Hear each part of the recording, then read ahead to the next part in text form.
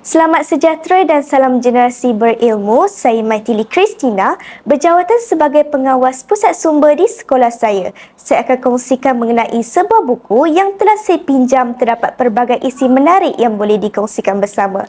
Buku tersebut bertajuk Memoir Seorang Juruterbang.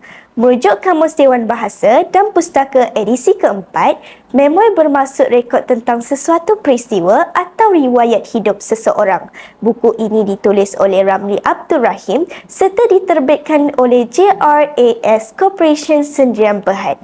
Terdapat 123 muka surat dengan 36 bab di dalamnya yang mengisahkan tentang memoir seorang juruterbang yang bernama Sulaiman bin Sujak. Buku bukan fiksyen ini dikategorikan sebagai buku berkategori sejarah dalam sistem pekelasan perpuluhan Dewi. Kenangan dan pengalaman adalah dua entiti yang amat berharga, tidak boleh dinilai dengan wang ringgit atau limpahan emas maupun permata dalam kehidupan seorang insan.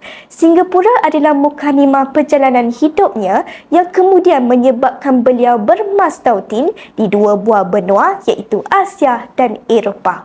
Saya ingin kongsikan kandungan secara ringkas dua bab dalam buku ini iaitu bab ketiga dan bab ke-8. Pada bab ketiga buku ini mengisahkan tentang zaman Perang Jepun.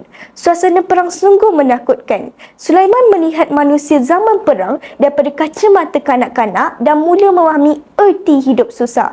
Ramai yang tidak makan sehingga ada yang mati di tepi jalan. Wang kertas Jepun yang digunakan di tanah Melayu serta Singapura pada waktu ini ialah duit pokok pisang yang nilainya cukup rendah. Kekurangan beras memaksa keluarga Sulaiman mengalas perut dengan hidangan bubur jagung dan ubi kaju sahaja. Untuk pengetahuan semua, buku ini atau bab ini boleh dijadikan sebagai rujukan tambahan dalam memahami dengan lebih mendalam mengenai bab ketiga buku teks sejarah tingkatan 4. Walaupun mengalami kesusahan sebegini, sikap beliau yang ingin berjaya dalam hidup menjadikan beliau seorang yang sentiasa bermotivasi, amanah untuk mengejar cita-cita. Fasa kehidupan Sulaiman ini boleh diceritakan dalam bab ke-8 yang bertajuk Saat Remaja yang Sementara.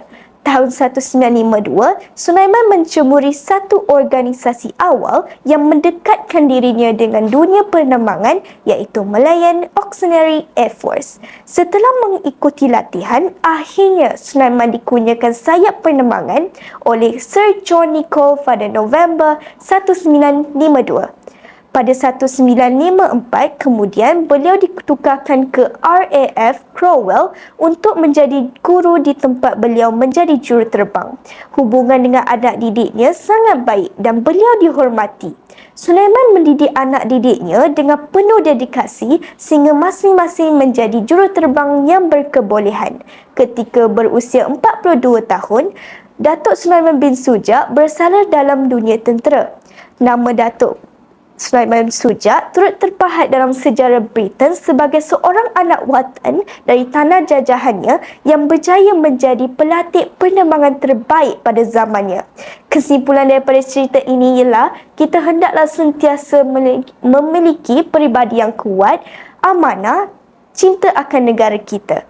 Selain itu, dengan adanya sebuah impian, kita akan berusaha dengan lebih bersungguh-sungguh untuk mencapai impian tersebut. Sekian daripada saya, selamat membaca.